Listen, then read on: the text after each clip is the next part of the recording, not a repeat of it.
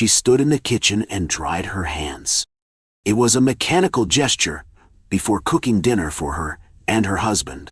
She did so every evening for 40 years, as long as they had been married. They were not especially beautiful hands, short and fleshy and firm. Strong hands, she thought while playing with the dry cloth. She then turned towards the kitchen unit and continued her activities while looking with one eye into the unfolded cookbook. First, the soaked and skinned sweetbreads will be baked slowly in butter to firm them and to let them give up their juices. Then they will be braised in wine and other flavors. After that, preparation even one day early, they are ready to be served with an accompanying sauce. She whispered the words slowly in front of her while her dexterous hands did the job. It was hot in the kitchen, and sweat purled over her forehead. She cut the carrot, onion, and celery into little pieces and made an herb bouquet of parsley, thyme, and bay leaf. Thoughts intervened in her work. Suddenly, without warning, there was that pain in her heart. Anguish, as physical as the blows he had given her this morning. Why? She looked up for a second and saw her dim silhouette shine in the kitchen window. The blue spots on her face were barely visible. She knew from experience they would go away eventually anyway, like always. But the pain deep inside remained and was anchored in her body. Sometimes she would like to scream at him. Don't stop. Sometimes she would want to hit back with clenched fists, pounding his scapula, with ruthless force lash out to that face she knew so well. But she realized what that would mean. More beatings, more forceful anger towards her. Instead, there was this never-ending feeling of helplessness. And she matched her fate, every day over and over again. Then there was this hope that he would stop one day, that his switch would turn, and that he would see that this no longer could continue, that he would make excuses, and would swear it was the last time that she could trust him to it. It wasn't always like this. She remembered how happy they were those first years. "You are my sweet," he had told her then, and he had caressed her cheek softly. However, somewhere something had changed, and those big hands had turned into weapons to hurt her. She rubbed the sweetbreads with salt and pepper, laid them into the pan, and threw the butter, the vegetables, and herbs in. The lid went onto the pan to simmer. She uncorked the Chateau Vignal Rouge of 2008.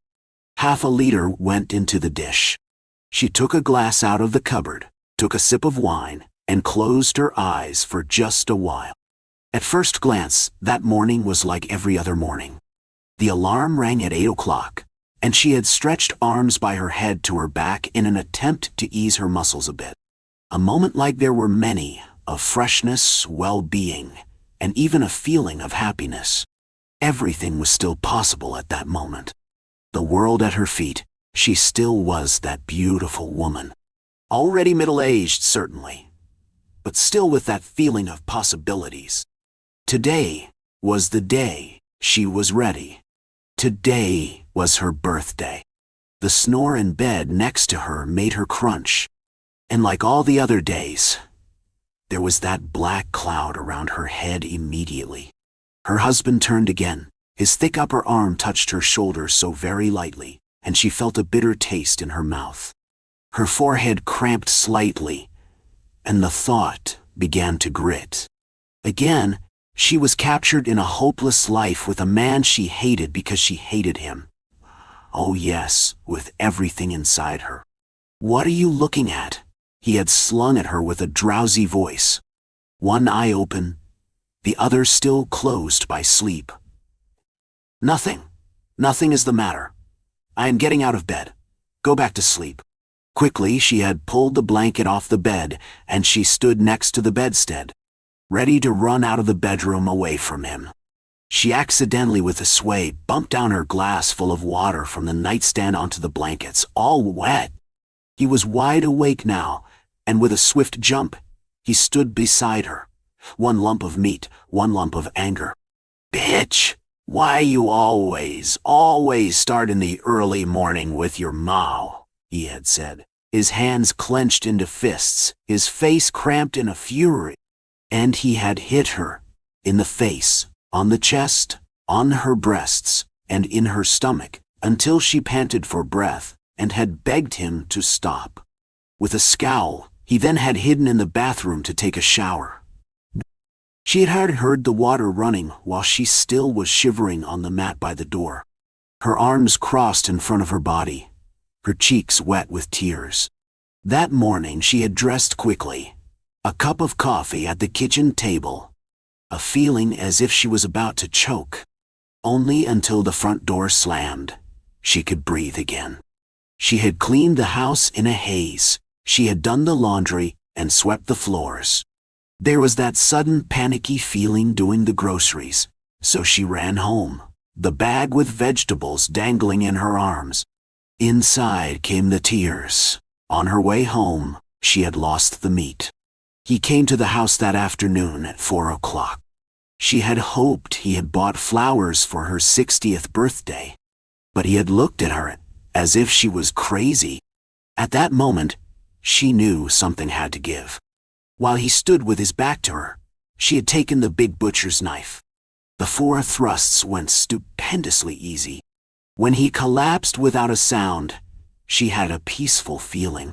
She cleaned the bloody mess off the floor, washed him in the scullery, and towed his naked body back to the kitchen. With all her might, she put him on the big table. Then she took a shower. She was ready to cook now. She smiled, she laughed, and then she cried.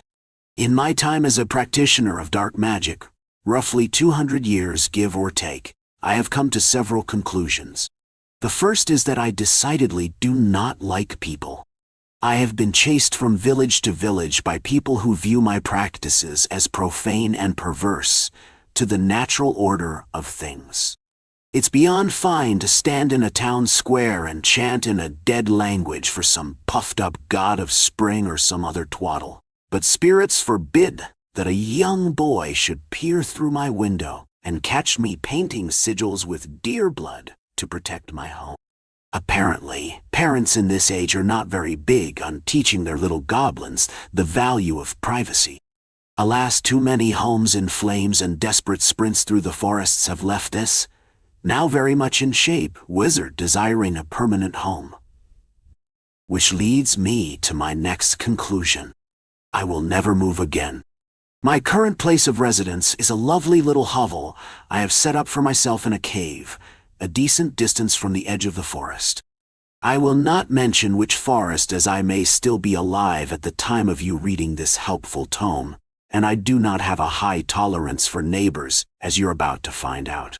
I have been in my residence for nigh on 50 years now, and without fail, every 10 years or so, a new settlement will sprout up and start to throw off the order of things here. The game and lumber are quite abundant, which is the main reason I settled here, as it is also abundant with the natural energy of the spirits, making it ideal for my research and development. Sadly, the pompous fool who wore the crown and his subsequently more pompous heirs continued to desire this land so they may harvest the lumber and game to conquer other lands and do the same there. Honestly, you'd think after the last 5 villages devolved into hysteria, murder, and in one instance, mass possession, when the spirits were feeling particularly active, that they would finally believe the land is permanently cursed and write it off as a loss. Yet, they continue in the name of progress and attempt to violate this land for their crowned jackass, and more importantly disturb my home. What I present to you with my aspiring dark wizards is a means, a recipe if you will, for ridding invasive villagers from your territory in such a way that will minimize use of magic and take full advantage of the weakness of the human mind. Now you may be tempted to say, but Honorable Dark One, we are wizards, why not simply bathe their village in blackened flames or summon spirits to chase them from their homes? To which I would reply, whoa there, Aleister Crowley, let's not jump to summoning held beasts just yet. First, our power is derived from our relationship with the spirits of nature. The more we use that relationship, the more strained it becomes. Sometimes, it is better to use it sparingly to be able to continue our practices unimpeded. In fact, the more we do to preserve our spiritually enhanced environments without the use of the spirits themselves, the more appreciative they are. They see it as a form of worship and thus reward us with greater power. Second, we cannot depend on magic for everything. The spirits are fickle. One day you are in favor, and the next they could completely abandon you on a whim. One must be able to solve problems with minimal dependence on magic should the day come the spirits decide you aren't worth their time. Third, it can become quite the enjoyable hobby getting a village to turn on itself, and you will find a sense of pride in the machinations you put in place and watching them unfold according to the master plan you've devised. Now, with all that out of the way, let's get brewing. For this recipe you shall require one unsuspecting village full of idiots and livestock, a good relationship with the spirits in your area, a decent grasp of basic magic, and finally, some creativity. Step 1. Make your observations. Proper actions cannot be taken without first knowing what the proper actions are. You need to find out who is who in the village, what are their relationships, who in their wretched pantheon of gods do they worship, how often do traders pass through. All of these are key details that will influence how you set this town on the path to destruction. How you collect these details is up to you, but be aware if you skulk about the town in dirty black robes and a pointed hat, they may get some inclination as to your background and intentions, which may quickly lead to you being tied to a burning stake, wondering why you didn't heed the warnings of a certain handsome master, dark wizard. Heed it now. Get some clean, presentable clothes in your wardrobe, comb the leaves from your hair, and appear as inconspicuous as possible. Now, villages will still be weary of outsiders, so it would be wise to have a reason for being there. My go-to method is to fill a pack with skins, several bottles of fermented brew, and some herbs, and approach as a good-natured trader simply trying to get by. People tend to go for it most times, but the devils are in the details, so make it believable. Remember, it is a lot easier to pre-plan your backstory than it is to improvise on the spot, but no plan is ever airtight, so be ready to improvise should the need be. After years of honing my acting skills, I am quite sure if the spirits ever completely abandoned me, that I could survive as a stage performer with incredible ease. My secret desires for fame as a thespian aside, all you need is good observational skills, some nice clothes, and decent acting, and you can have the whole town spilling its guts in no time flat. For those of you who are hopeless at interacting with people in any given situation, I may recommend preparing for some skullduggery. Start practicing sneaking about, eavesdropping, and some good old-fashioned wizard breaking and entering. Magic may help if you take the sneaking option, but use it sparingly. You truly want to save it for when you need it. Step 2. Plant the seeds. Once you have obtained all the relevant information from your investigation that you needed, it's time to start laying the foundation for your schemes. You've already decided what your end goal is in ridding yourself of the village, but now you must decide how you are going to make that happen. Just as there are many ways to skin a cat, see my other tome, 101 Ways to Skin Cats and Other Small Animals. There are many ways to get a village to implode on itself. Fear is one of the most reliable methods, and one I use quite often. Scared people can do scary things, and once the people are frightened enough, they tend to do much of the job themselves. Now, using fear is an art form in and of itself. You can't simply swath deer's blood on everyone's doors or leave a gutted deer carcass in the town square. It's scary, yes, but without anyone to attach it to, they'll just be scared without anything to direct that fear towards. No, the real trick is directing their fear. Spatter blood on everyone's doors save for a few people. Make them wonder why these people weren't marked. Have your crows and ravens you've befriended roost on one villager's home in abundance. Flay one man's sheep and post the skin to the wall of the village chieftain. Get creative, but have people directing their suspicious gazes at as many neighbors as possible. Step 3. Now that you have the town in a panic, it's time to fan the flames. If you've infiltrated the village, begin to spread rumors about seeing particular people gathering together and acting strangely. Spread rumors about a curse on the land and how the evil in the area is corrupting them one by one. Use those acting skills and sow paranoia and doubt at every turn. Step 4. Remove any obstacles. Once the mistrust in the village starts to rise and people begin to lash out, you may find that some people try to rise to the occasion and restore order. It's up to you to extinguish these embers of hope by any means necessary. However, this can be done strategically. The uncreative might be inclined to snuff them out and be done with it, but this person, being very visible, may make that challenge. In one of my more noteworthy experiences, I once swapped a man's bread for some that had been contaminated, with ergot causing him to experience heavy hallucinations and act erratically. I then drew attention to the bread, and subsequently the baker of the bread and farmer of the grain. That was all it took. The village, now having lost 3 pillars of the community, turned on each other, and it was in flames by the end of the week.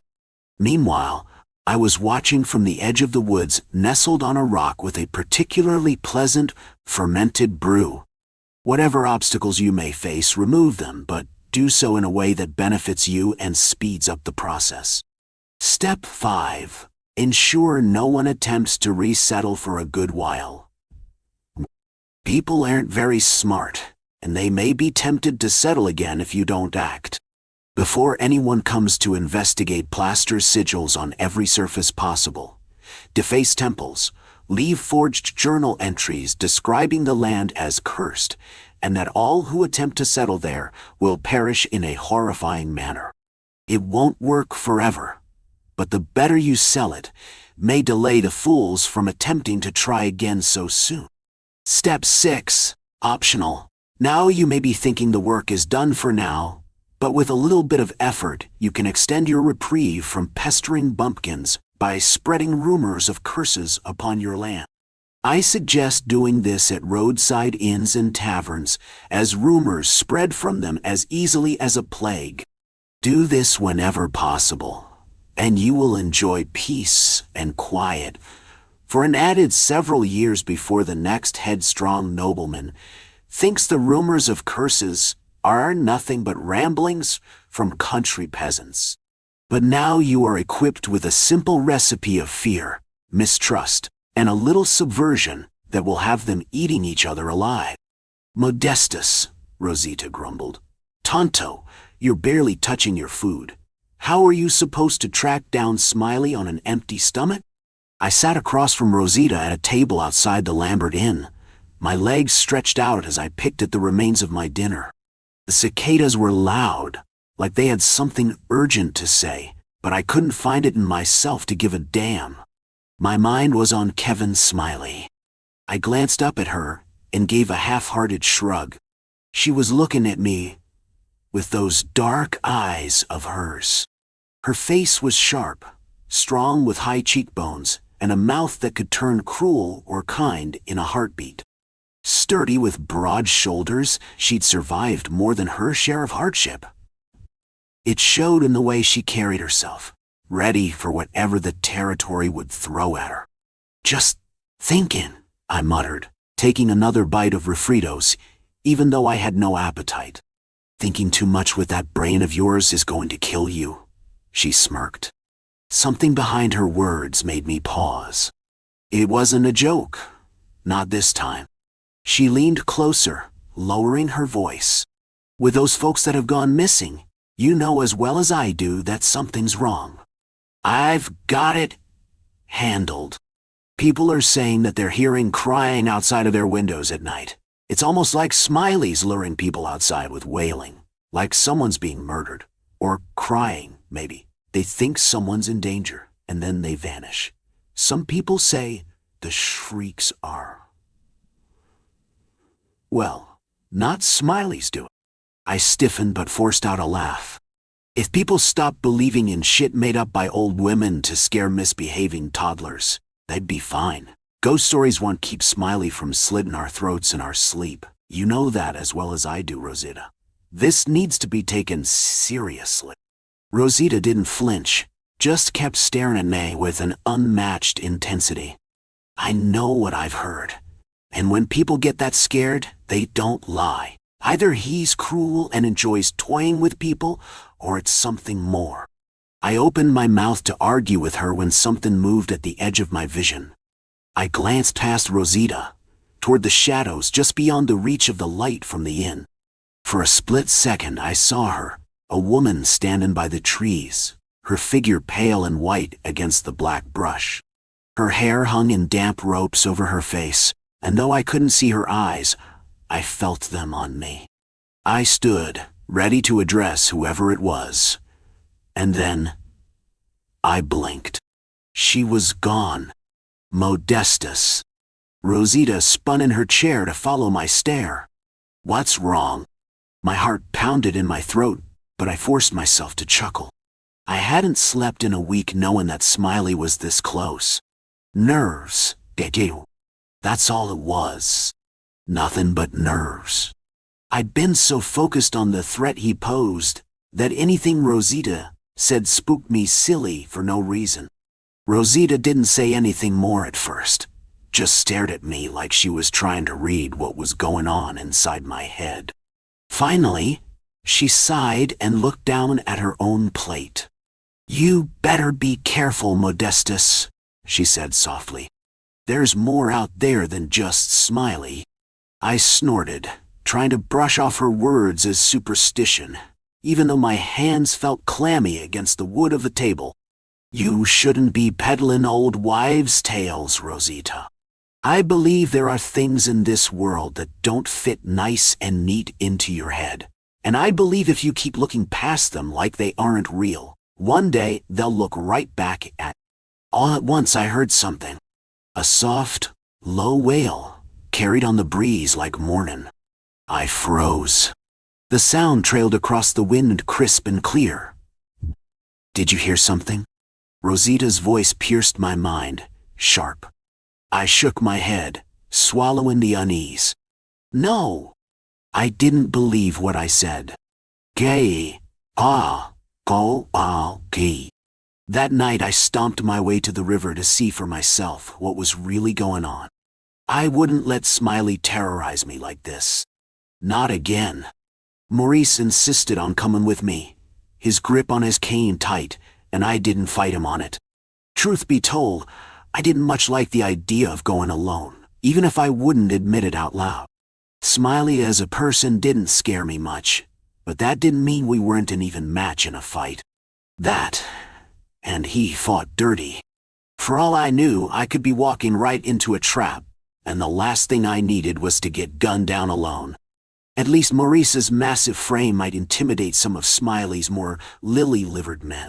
We walked in silence for the most part, the sound of the Cimarron River growing louder as we got closer. The cool night air kept me alert, and the sky was clear enough to see the stars. The calm didn't keep me from holding my breath. You holding up, mon ami? Maurice stepped over a patch of overgrown brush, clearing it easily with his long legs. His voice rumbled in his chest with a low, casual, and conversational drawl. Rosita said you've been acting strange lately. Strange how? I snapped, though I had a feeling I knew what he was getting at. Maurice shrugged. You just seem on edge. I understand with Smiley about. Everything's been odd in town since he started lurking about again. I shot him a sideways glance. Yeah, she's been spewing nonsense about witches or boogeymen. Now, don't be like that, Maurice chuckled. Not witches, spirits. I've seen my fair share of strangeness in Baton Rouge that I wouldn't doubt it for a second. You feel it in your bones, to say. Sure. Right. Why? After a moment he pressed, you still think it's Smiley? I was about to answer when something stopped me in my tracks. Something wailed in the tree line, the sound of a woman screaming her heart out like someone had just shot her child. Goose flesh rippled its way up my arms, and Maurice held an arm out to stop me from taking a step forward. He didn't have to stop me hard. My whole body went rigid as a board as the sound echoed through the trees. Maurice's eyes darted around the shadows. He whispered, "Now what in God's good name was that?" A trap. My throat tightened. It sure as hell wasn't the wind. We moved closer to the riverbank, and that's when I saw her again. The same woman from earlier, standing just a few feet away from the water. She didn't look at us, not this time. She looked downriver, her hands hanging limply at her sides. The air chilled from a New Mexican summer heat to freezing in a matter of moments, and my breath fogged in the night air. I wanted to move, to run her way to expose Smiley's nonsense once and for all, but my feet felt like they were rooted to the ground. "Smiley, you better come out, you coward," I shouted instead. The woman didn't turn to us, didn't even acknowledge that we were there. She stood there, her shoulders shaking like she was crying, though no sound left her lips. Then, slowly, she began to walk toward the water. I took a step forward without thinking, my body acting on instinct. "Wait!" I called out. "Stop right there!" She did as I asked, stopping at the edge of the river and turning her head just enough for me to see her face. Or nothing. Her eyes were nothing more than black holes, her mouth larger than any woman's should be, and twisted into something akin to a cry, silent and full of sharp teeth. "Amgal!" Maurice chased after me and yanked at my arm to prevent me from rushing into the water. "Now, back up! Wait!" I couldn't do anything. Couldn't look away from her. The world around me became duller, quieter, and a medley of shadows, leaving just she and I standing there at the edge of the river, separated by only a few feet of cold, dead air. Something gripped my chest, and my mind flooded with flashes of images I had long desired to forget. My sister's face the last day I ever saw her. Gettysburg. Smiley's wild eyes in the dark as he tried to stab me to death in my own tent. Modestus. Maurice grabbed my arm, yanking me back, and suddenly the world snapped back into focus. The woman had gone. The air grew warmer, and the river was just a river again. I stumbled back, my breath hitching in my throat. Maurice looked at me like I had lost my mind. "Did you see her?" I demanded, my voice hoarse. Maurice only nodded slowly. "Way, I saw her." We didn't talk much on our way back to town. There wasn't much to say, really. Whatever I'd seen out there couldn't be explained away by logic or reason, no matter how hard I tried. Smiley hadn't hired some woman to scare the residents of Cimarron shitless while he picked us off one by one. I wanted to believe it was just my mind playing tricks on me, but deep down I knew better. When we got back to Rosita's house, she was waiting for us on the porch, her arms crossed over her chest and a frown on her face. "And where the hell were you two?" she demanded. I glanced at Maurice, then back at her. There was a woman by the water. Rosita's frown flickered into a look of discomfort. "I told you, McDoon. I told you this wasn't something normal. It seemed too clever for Smiley." I sat down on the porch steps, rubbing my hands over my face. The people of Cimarron, for some ungodly reason I couldn't explain, relied on me to keep Smiley away from them. But what was I supposed to do against something like that? What the hell is she, Rosita? What does she want? I don't know. You look like hell, Modestus, Rosita said, her voice softer than her usual sharpness. She's not of this world, I think. It doesn't make sense. It doesn't have to, Maurice added. The parishes in Louisiana are full of the dead. Sometimes they rear their ugly heads. I didn't say nothing, just let his words sink in. Finally, I grumbled, ghosts aren't supposed to be able to make people disappear. Certain spirits are strong, Rosita continued as Maurice stepped into the house, the tip of his cane clacking on the hard wood. They battle with things that make them want to stay, and they make people do crazy things. Crazy I could understand. I had been battling with my own breed of crazy for years. My past haunted me better than any spirit ever could. I tried to keep my ghosts buried deep enough that they wouldn't rise up and choke the life out of me. Maurice came out of the house once more, his presence big and easy, the way it always was. He carried 2 tin cups of coffee, handing one to me and the other to Rosita, before laying arrived against the wall beside us. His eyes were heavy with exhaustion, too. Drink up, he said. We all need it. I took a long sip of the coffee, feeling the warmth spread through my body. Maurice had a knack for making everything feel a little better, even when nothing made a lick of sense. What did you see? Maurice pressed. You were looking at her like she had a grip on you. I glanced at him. I couldn't even begin to explain. I hadn't seen anything, not really. I felt like I had suddenly been yanked into a dream, or a nightmare, really. A play of my whole life had flashed before me, and I didn't like what I saw. I couldn't tell him. Maurice was one of those people I kept at arm's length, not knowing how to handle what I felt toward him. He was everything I wasn't: calm, collected, good-hearted, and maybe that's why I had kept my distance. I didn't see anything. Maurice didn't press me for more. Rosita sat there in silence for a while, looking out into the night like she was searching for something beyond the trees. Eventually she stood up, stretching her arms over her head. I'll leave you both to it. I have more work to do come sunrise. Good night, sweetheart. She kissed Maurice on the cheek, and then gave me a look that felt like a challenge, like she knew I had something to say, but wasn't about to force it out of me. I grimaced at her. She stuck her tongue out at me. And then, with a small nod, she turned on her heel. She headed back into the house, leaving me and Maurice alone on the porch. The quiet between us wasn't uncomfortable, but I felt like a kettle ready to boil. I finished my coffee and set the cup down, staring out into the night.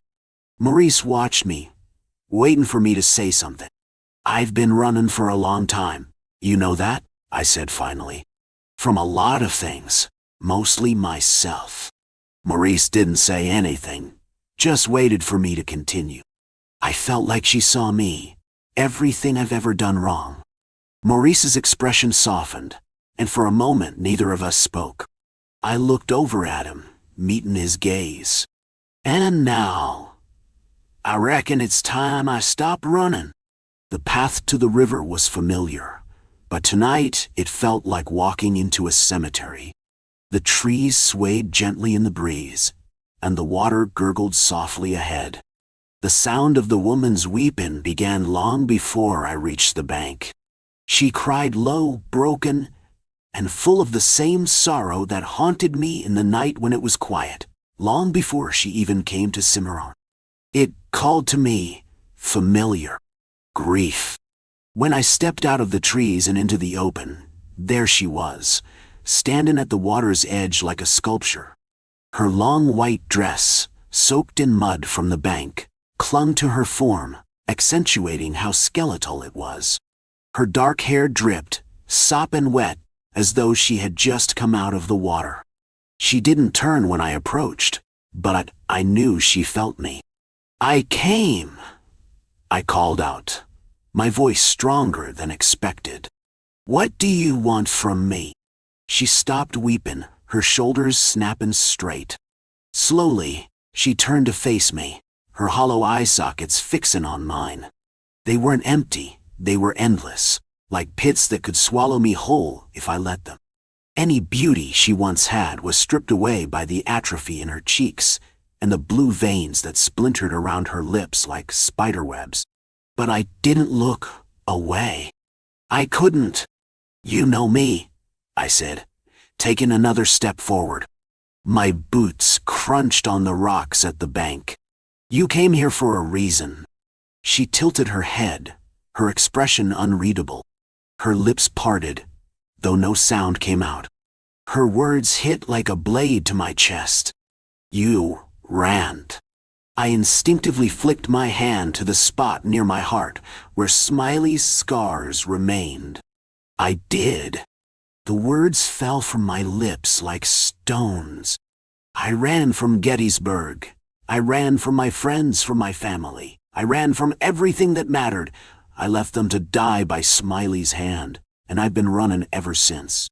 Her eyes flickered, as though she could see the truth of my words. She took a step closer, her bare feet hovering just above the surface of the water.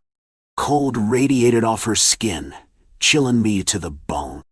"I can't fix what I've done," I whispered, my throat suddenly choked by guilt. "But I can't keep running. I came here to stop it all. End this game." Her eyes narrowed.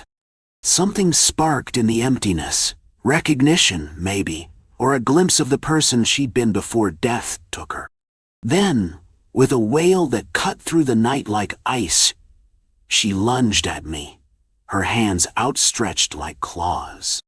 I braced myself, but when she hit me, her fingers didn't rake through my clothes with the sharp pain I expected. Something ice cold plunged into my bones. Her hands wrapped around my shoulders, pulling me down toward the water, but I held my ground.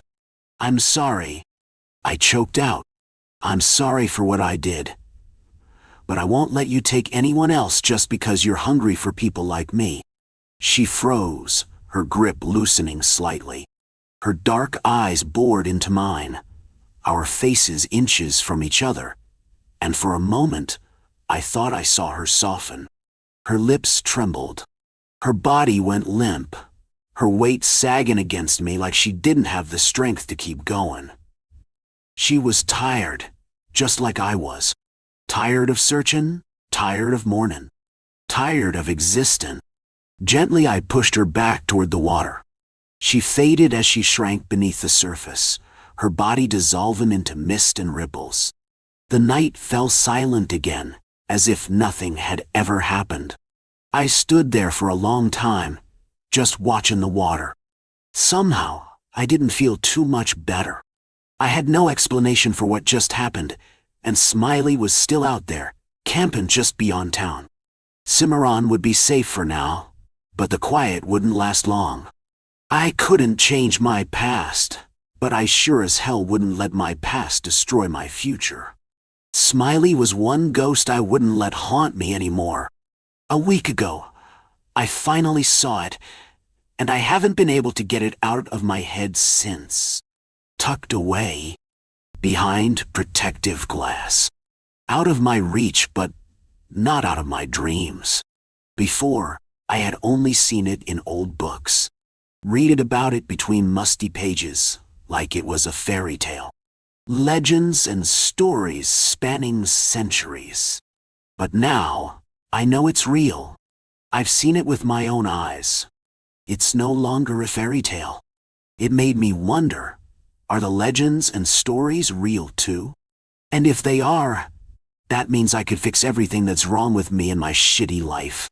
I can finally get someone to love me that deserves me. And I can finally have some respect. And everyone will stop laughing at me. No one ever takes me seriously. But they will. I know they will, if I can get my hands on it.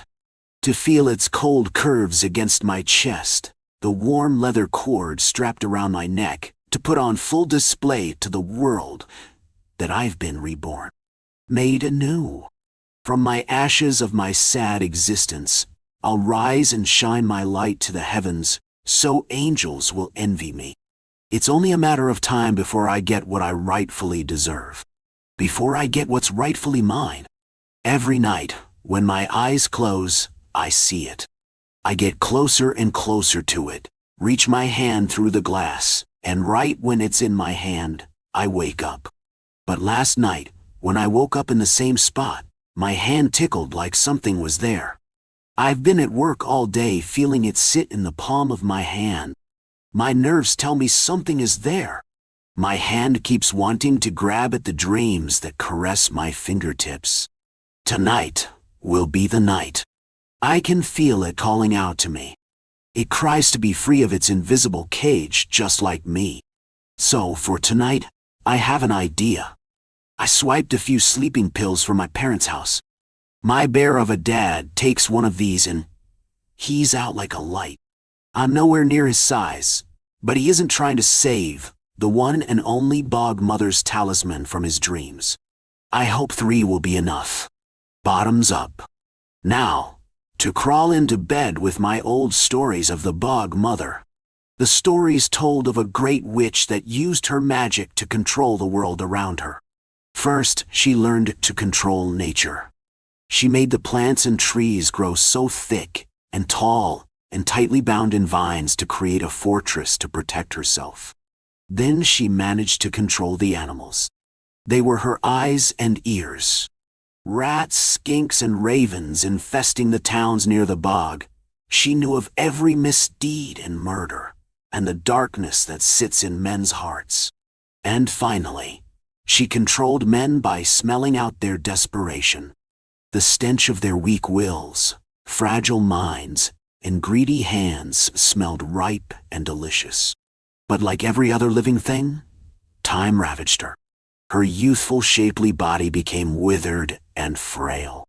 And one day, she simply vanished, like she was carried away by the autumn breeze, only leaving behind her necklace. Over the years, there were hundreds of stories. Some said they heard it whisper to them. Some say it made them nauseous. Others blamed it for their misfortune and believed it was cursed. But for me, it made me feel electric. Seeing it in the museum gave me goosebumps. It made all my little hair stand up on end. I didn't even realize I walked up to its little glass box, my eyes skimming every little detail of it, looking at myself in the beset jewel's crimson reflection. I heard a whispering chitter. Is it trying to talk to me? What's it saying? Nervously, I looked around the room. Security is awfully light, just a woman that can barely stay awake in her chair by the exit. Only if they knew what they had sitting right in front of them. Then, a voice spoke in my head, but it didn't sound like my voice. Get me out of here. It spoke. Turning back to look at the amulet, its glass box has disappeared. The reflection in the middle of the sanguine jewel housed in the talisman wasn't mine anymore. Or at least I don't think it's mine. Please take me away from here, it begged. I looked back at the now sleeping security guard slumped in her chair, and realized no one else was in the room either. Now is my chance. Your hands are warm, it smiled. My head twisted back to see the bog mother's talisman nestled in my hands. When did I put it up? Isn't there some alarm or something? Put me on, it demanded. I heard the overhead lights turn off with heavy thuds. Looking up, one by one, the lights extinguished from the outer limits of the room. Thud, thud, thud, thud. The only light left is directly above. Looking around, the room is swallowed by an unyielding blackness, except for an exit sign's defiant glow. I don't remember there being an exit there. Wait, why am I wearing the talisman? Now, run, it yelled. My feet stepped out of my illuminated haven and into the inky black toward the exit sign. But why can't I control my feet? Wait. Wait. Wait. Wait. My feet didn't find ground. Instead, I flipped and tumbled, crashing and screaming into the void and falling out of bed. On the cold floor of my room, I sat up, gasping for air. It's okay. It's okay. It was only a dream. It was only a dream. That's when I felt the leather cord strapped tightly around my neck and the heft of the talisman resting on my chest. It spoke to me again, saying, "Again, I shall walk this earth with your feet, taste the world with your mouth, feel the air on your skin, and it will be most delicious." Swimming pool. The cold was setting in as the sun fell behind the tree line of my backyard. The house my grandfather left me was among the first built in this little mountain town of Cherryville. I loved it, a mine workers' community in the middle of a rainforest, strategically located with access to the network of logging roads and gold mines. We'd have been digging all day, and around 6 Marcy brought out a fresh pot of tea for us to warm up. I took a few sips and pulled my gardening gloves back on, stepping down into the pit we had dug over the past few days. This is the site of our new swimming pool, hopefully by next spring. I picked up the shovel and started back at it, pulling out as much soil and rock as possible. Marcy joined in beside me, and we got a great rhythm going to complete our last push before dark. I hoped we'd get to a depth of 9 feet before hitting bedrock, but I'd have been happy with 7. We were about 6 feet down at the would-be deep end when Marcy's shovel struck something solid. It didn't sound like rock. It was more of a tinny metallic sound. We dropped our shovels and crouched down to investigate, pulling away the compact dirt and clay with our hands. The smell of damp decay and soil permeated the air. The metal box was dark green. What the... It a box. It's like an old military ammo box, Marcy said, tugging on its handle. Let me help here. I used all my strength to wiggle it free as she pulled. With a final heave, using her legs for leverage, the box released from its tomb, sending Marcy flying onto her back. It was caked in dirt, rusted, and carried some weight. As the wind picked up, knocking over the deck chairs and table, smashing the teapot on the deck, I reached out to help Marcy up. When she stood, she looked different. She seemed younger, revitalized, more energetic. I thought she'd be angry. Let's take it inside and see whatever it is. She smiled.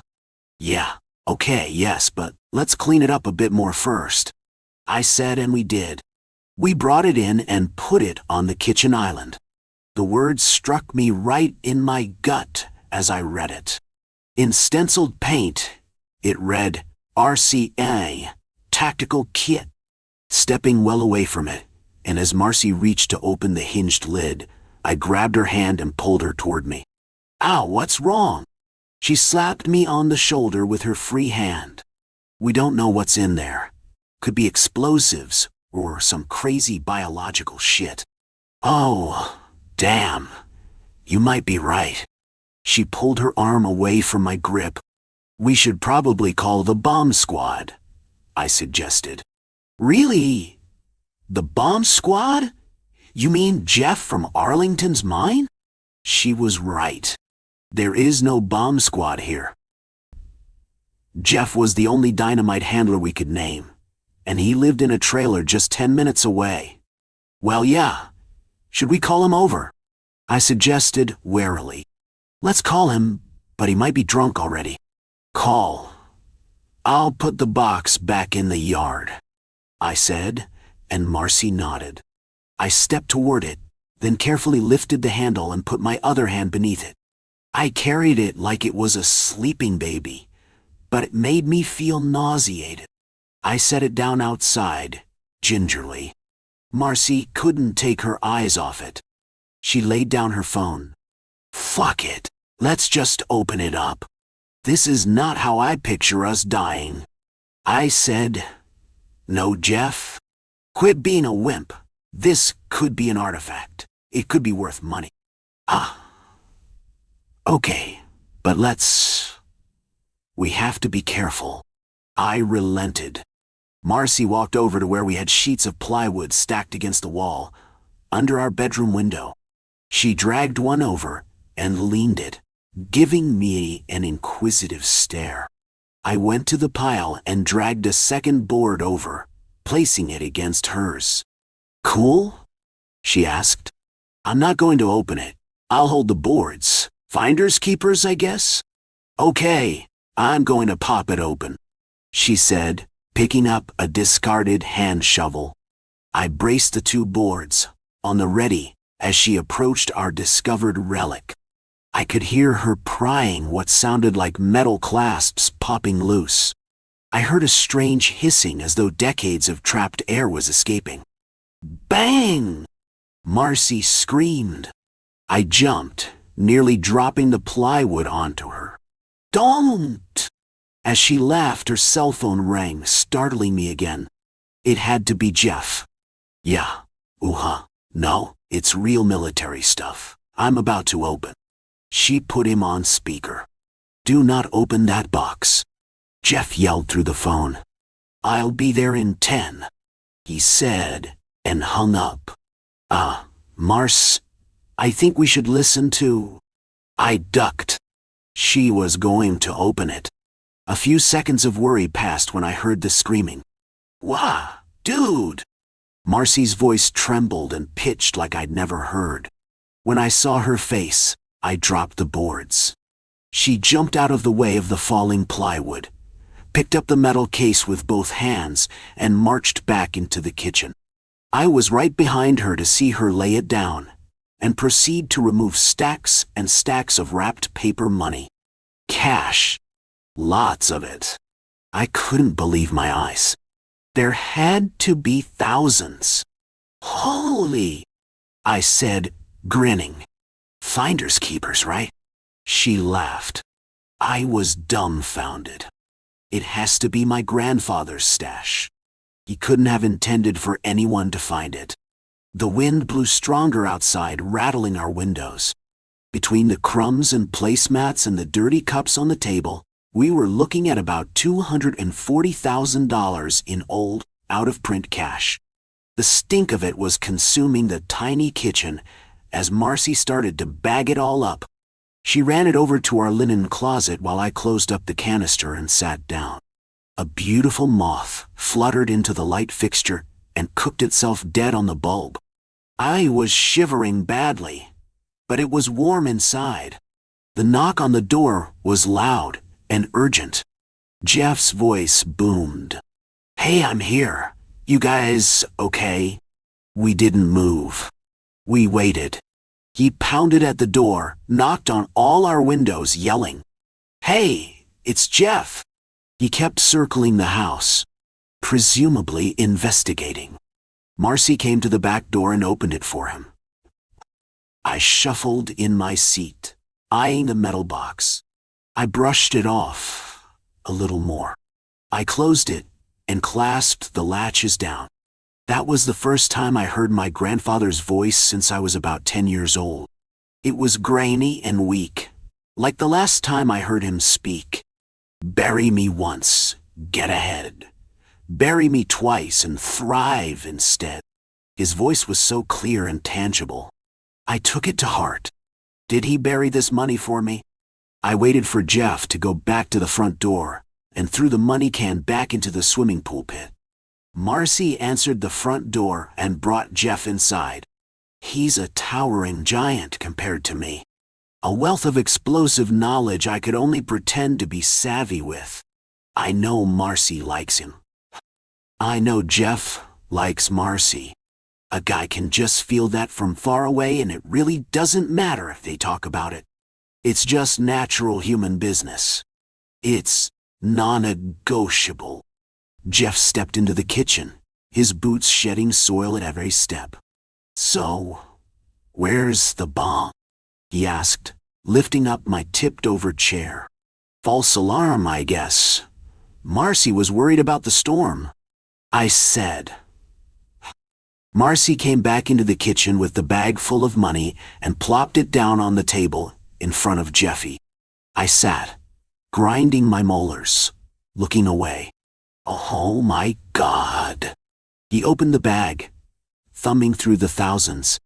I guess we have to split it, yeah? I smiled. Marcy walked quietly behind him, grabbing our sharpest butcher knife from the block. I tried to signal to her a definite no-go. I lead Jeff outside to show him the pit we found it in. Marcy hid the knife with a twist of her wrist. That's the pit we found it in. Okay. What is it? The time capsule my grandfather left. Oh, let me see it. It's not the best time right now, I said, turning to stop Marcy from jabbing Jeff in the back of his neck. I stood between them, so Jeff wouldn't see his potential attacker. In a glimpse of light, Jeff saw the metal box painted in dull forest green. He stepped down into the pit. Marcy's eyes lit like a temporal storm. She put the knife down and walked into the pit beside him. Jeff kicked at the canister lightly. Feels full, he said. Marcy looked at me like she'd seen a ghost or something worse. They reached out the can and brought it back to the deck.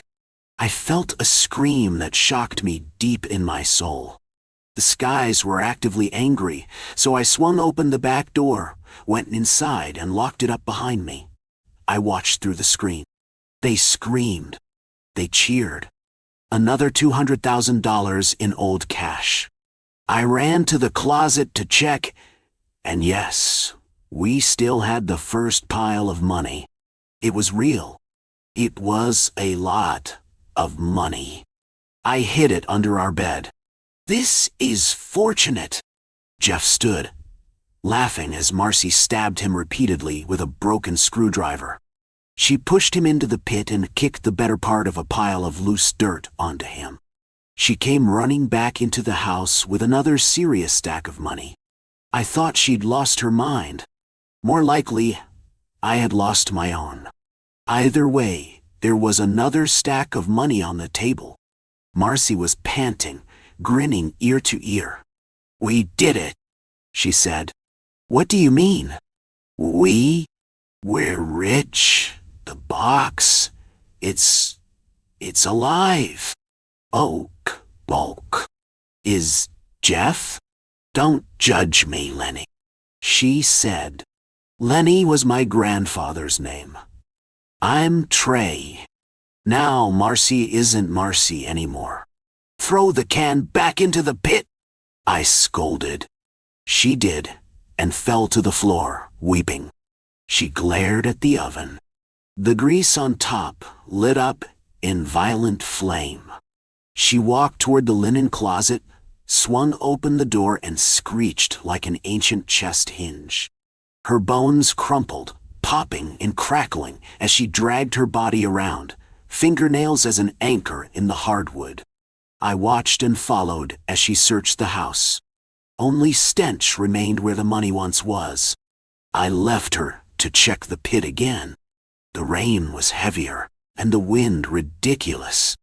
I could see the metal box tilting in the pit. I stepped down and in to check it one last time before the night turned into something worse. Jeff was laying there, face down, partially buried. His hand was outstretched a few inches from the box. I kicked at his foot, then his knee. No movement. I guess the shoulder roll was unnecessary to get past him. But when I picked up the box, I could tell it was full again. I slid and slipped out of the dirty hole and brought it to the light of the kitchen table. Another several piles of old stinking cash were in there. I could hear Marcy scraping along the floor. She whispered in wisps of dark smoke, but I couldn't see her. The doors were banging and slamming from the wind. I bagged up the money again and threw the can back into the would-be swimming pool. Forks of lightning stabbed across the winter sky and the driveling whispers of my demented grandfather pierced my brain. "Are you okay?" Marcy asked, hovering behind me in a nightdress soaked with blood. I fled, freaked out. I sprinted away, through the back door, dodging everything. I jumped into the pit, landing haphazardly on the metal box. It was full again. I picked it up and ran into the woods. I watched the house as lightning licked down at it, and shadows enclosed my way. Taking a moment to breathe and relax, I opened the box. The money felt wet. Pulling out my hand, it dribbled blood. I threw the money down. When I raised my head again and opened my eyes, Jeff was standing there, smiling, bloodied and filthy. "You need a hand?" he asked as he dropped a severed one in front of me. Bop, dot. I had to hold up my fists in caution and self-defense. But there was nobody there. The sun was creeping up over the tree line and I could see, for the first time in over a decade. I marched all the way back to my grandfather's house. The place was still. The pit where the pool will go was empty. Birds were chirping and squirrels were climbing amongst the trees. No one died here. There was no Marcy. No Jeff. Was there ever a me? If I never find out, I'll still be laughing. Grandpa left me a gift that ends in turmoil, only once a night. I still bury the can every few weeks, and like clockwork it comes back filled with money. I'll keep staying here, not because I want endless riches or violent nightmares. I have to stay here to make sure nobody else ever sets foot on this property.